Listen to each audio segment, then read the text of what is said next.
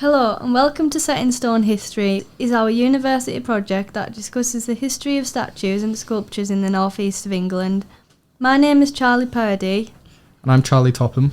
And today we'll be discussing the Martin Luther King Jr. statue which stands inside Newcastle University campus. Firstly, we will begin to describe the statue and the important details surrounding it. The Martin Luther King Jr. statue was unveiled in November 2017 by Andrew Young, who was a great friend of King's, in order to mark the 50th anniversary of King receiving the honorary degree back in 1967. Young had accompanied King during his trip to Newcastle and returned 50 years later in order to commemorate King's achievements. In terms of the statue's physical form, it is bronze and stands 2 metres tall, with the base being encircled by bronze lettering inset into Caithness paving, featuring text which was taken from King's speech after he had accepted his honorary degree, and this was where he spoke of the 3 urgent and grave problems facing the world: war, poverty and racism. In terms of the location of the statue, it stands in King's Quad Courtyard next to the King's Hall, which is exactly where Dr. King received his honorary degree 50 years ago. And this location is important since it represents exactly where King received such a remarkable award. We will next discuss the purpose of the statue and whom it was built by. So, the statue was created by Nigel Boonham, who was known for being one of Britain's finest portrait and figurative sculptors. Boonham put a lot of time and dedication into the statue and was beyond happy to create it, commenting how Martin Luther King is a complete gift for a sculptor like me, who looks for meaning and depth in a portrait sculpture. Furthermore, the main reason the statue was built was in order to commemorate Dr. Martin Luther King Jr.'s achievements and to mark the 50th anniversary from when he received the degree. I will now discuss the reasoning behind the granting of this prestigious award on November 13th, 1967. So, the university awarded King the honorary doctorate in civil law in order to recognise his immense efforts towards the civil rights movement in America. This is confirmed by Ward, who I now quote, "The university was principally acknowledging the international significance of King's social and political achievements." Furthermore, another fact that attracted my interest was how Newcastle University offered King the highest mark of distinction it could afford, and was the only UK university to do so in his lifetime. The reception to King's speech was very positive in Newcastle, and this was during a time in King's life where he was receiving a lot of death threats and criticism in America. So the warm reception in Newcastle was a pleasant surprise to him, and it was said that the trip reassured and rejuvenated him. That's good to know. So some of these outstanding achievements, which were recognised by Newcastle University, include the Birmingham Campaign 1963, the Selma to Montgomery marches in 1965, and finally the famous March on Washington on August 28, 1963, where Martin Luther King Jr. delivered his "I Have a Dream" speech. Ultimately, the peaceful protest led by King helped to pass the significant acts which allowed African Americans increased freedom, namely the Civil Rights Act in 1964, which banned segregation in schools, and the Voting Rights Act in 1965. Now Charlie will discuss race relations in the North East and how they reacted to King's visit. So race relations in the North East were quite complicated in the 1960s. Most of the complications were made due to a speech made by Powell, which created a lot of fear of immigration and immigrants. So there are examples from both sides, and the Evening Chronicle said that the general feeling among men is that they do not want to work with coloured staff about a Dunlop factory in Gateshead. But by no means did all of the North East agree with Powell. Powell was invited to speak at Rutherford College, which later became Northumbria University, and there was a big protest by some of the students. So essentially there were different views about race in the North East. It's fascinating how one statue can hold so much history and significance. Unfortunately though, despite the importance of the statue, there are a few controversies which surround it. Firstly, the statue can be seen as a publicity stunt for some, being used as a way to gain increased attention towards Newcastle University. This is suggested by the university themselves, who quoted how the invitation to King was part of a strategy developed by Newcastle University's first Vice-Chancellor, Charles Bosanquet, to use honorary degrees to publicise the university's mission and values to the general public. The thought that a visit from a renowned international figure such as King would simultaneously raise the public profile of a university that had only attained independent status in 1963, and in order to fulfil what Bosanquet called it corporate responsibility to engage with the great social issues of the day. To me, this is fairly controversial since it suggests that one of the key reasons behind the invite was to allow Newcastle University to gain widespread public attention by inviting such an inspirational figure to their university to attain a degree, in the hope that people would recognise the university's efforts towards their key values. For me, though, this is rather shocking considering that the university was more focused on gaining public attention rather than reflecting on King's greatest achievements, leading me to think that maybe the awarding of the degree could, for some, be seen as a sole purpose of publicity. What's your opinion, Charlie? I think that although the degree was used as a publicity stunt to some degree, it did still give King the opportunity to speak in Newcastle and raise awareness of the issues of race, not only in America, but in the UK and the North East too. Definitely. Another aspect that can be seen as controversial is the fact that King's visit was actually forgotten about and was hidden deep in the university archives, only rediscovered recently. This is confirmed by Wood, who quotes how long-lost footage of the black civil rights leader Dr. Martin Luther King Jr. visiting Tyneside just months before his assassination has been found. For me personally, I find it shocking how such an inspirational figure's visit was lost in the archives for a lengthy period of time. I think that this is rather controversial, as surely the fact that Martin Luther King Jr. visited Newcastle should have remained a key memory for the university, rather than being forgotten about.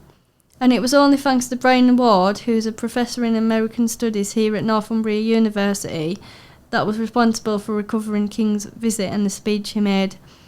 Northumbria University actually wrote an article declaring the significance of Ward finding the missing archive of King, writing how King's words are once again reverberating through the streets of Newcastle, empowering the North East of England to lead conversations on how to improve race relations and put a stop to social injustices occurring today. It makes me happy knowing that King's visit has been remembered again. Are you glad the archive was found again as well, Charlie? I am. I think it's very important that the archive was found. It'd be a massive shame if something so important was lost forever. Yeah, definitely. And additionally, it has been noted that King's trip to Newcastle is rarely ignored in biographies of his life. It is thought that this may be because King's links with the rest of the world weren't really studied by American historians, and also because of the fact that Newcastle University, for many years after King's speech, believed that no copy of King's address existed, which is rather shocking.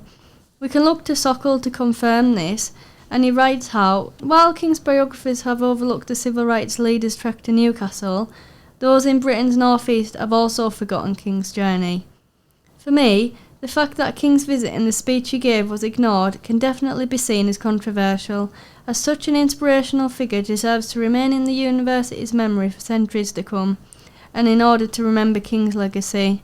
And finally, the other controversial aspect of Martin Luther King Jr.'s statue is how the statue remains hidden away and not very visible, and it's also quite hard to find with gates around it.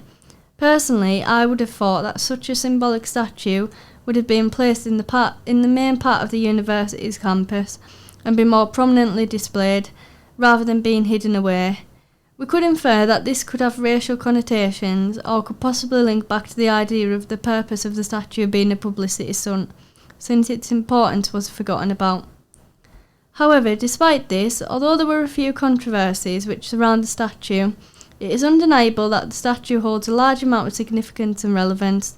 And one particular example of this, which I will discuss, is Freedom City, a year-long city-wide programme of events which began on January 16, 2017, and this was partly responsible for the creation of the statue itself.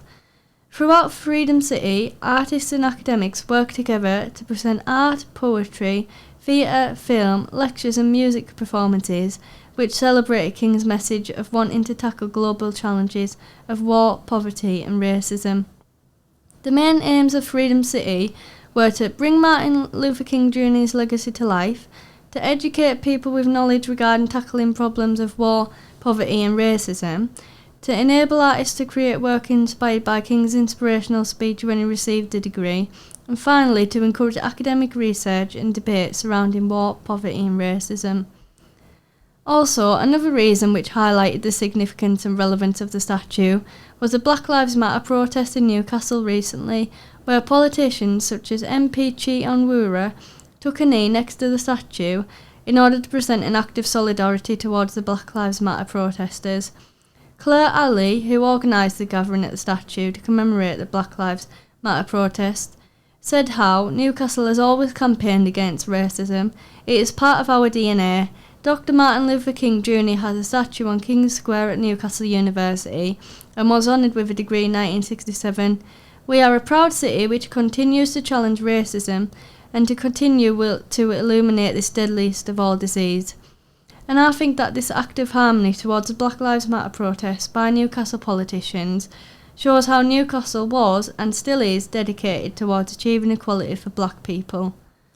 When discussing the relevance of the statue, it is important to mention how the statue created and became the focal point of new routes for graduates to take at the end of their ceremony. One master's student, Zoe Marie Dobbs, had something to say about the significance of the statue at her graduation ceremony, commenting how, "I'm feeling quite privileged to be walking across the same stage as Dr. King did when he received his honorary degree. It made our graduation today quite special." Definitely. So personally, in conclusion, I think that the examples mentioned regarding the significance of the statue, such as the involvement of it in Black Lives Matter, and also the fact that students walk past it after their graduation ceremony, definitely shows how the statue holds a vast amount of significance and relevance.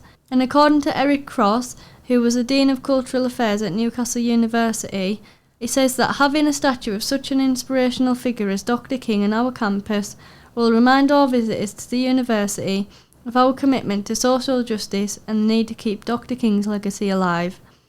So for me, I think this quote speaks volumes about the significance of the statue and how much relevance it still holds today. What about you, Charlie? What's your opinion on the Martin Luther King Jr. statue, and do you think it still remains relevant today? Definitely. I think the Martin Luther King statue is still relevant today, as the good he did in his life and the legacy he left after his death are still important today. I also think that the good he did massively outweighs any controversies. Yeah, definitely, I agree. For me personally, although the statue does have a few key controversies that we need to mention, we cannot deny how much significance and memory it holds, and allows people of Newcastle to be educated about the greatest achievements of Dr. King during the American Civil Rights Movement, and also how his visit to Newcastle held so much significance.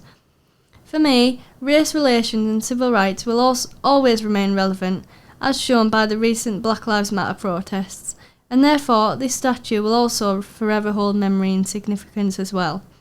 So, that was the Martin Luther King Jr. statue. We hope you enjoyed listening and learned something. Have you got any thoughts? Did we miss any facts you would like to share with us? Please put them in the comments, and if you're interested where we got our information from, please check out our bibliography. Thanks for listening, and we hope you have a lovely day. Thank you.